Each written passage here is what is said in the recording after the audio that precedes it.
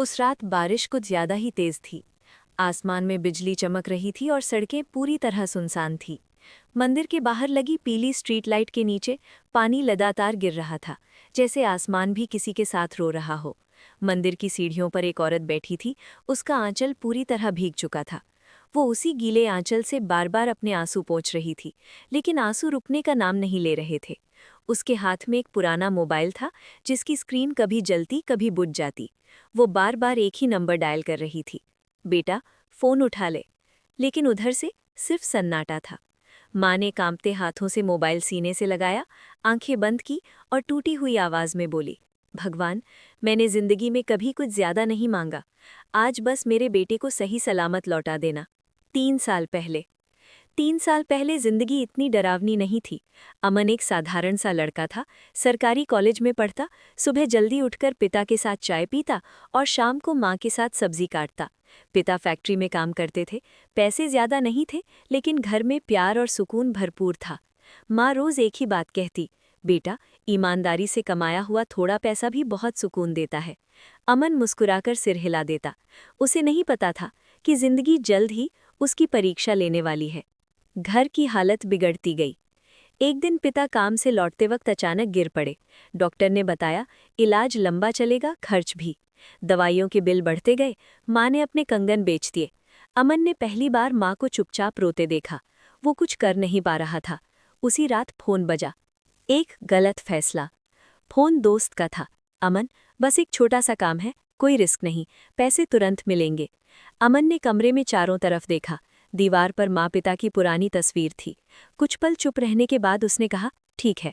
बस यहीं से सब बदल गया। झूठी चमक। शुरुआत में सब आसान लगा। पैसा आने लगा, नया मोबाइल, नए कपड़े, घर में दवाइयाँ आ गईं।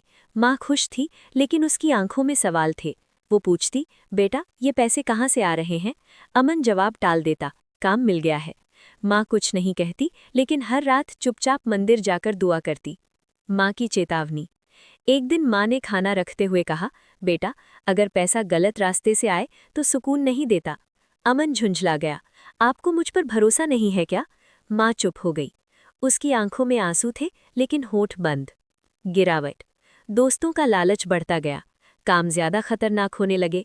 अमन डरता था, पर वापस लौटने की हिम्मत नहीं कर पा रहा था। उसे लगता, बस थोड़े दिन और, फिर सब छोड़ दूंगा। लेकिन गलत रास्ते से वापसी आसान नहीं होती। वही बारिश वाली रात। क्लाइमैक्स। आज वही रात थी। तेज बारिश, अचानक पुलिस की रेड। चारों तरफ अफरा तफरी मच गई, सब भागने लगे। अमन भी भागा, लेकिन सड़क पर फिसल गया, जोर से गिरा। मोबाइल हाथ से छूटकर दूर जा गिरा। स्क्रीन टूट गई, लेकिन एक ऑडियो चल पड़ा। माँ की आवाज़, बेटा, रास्ता चाहे जैसा हो, पर लौट आना। माँ का दरवाज़ा हमेशा खुला है। अमन वहीं सड़क पर बैठकर फूट फूट कर रोने लगा। सच्चाई का सामना।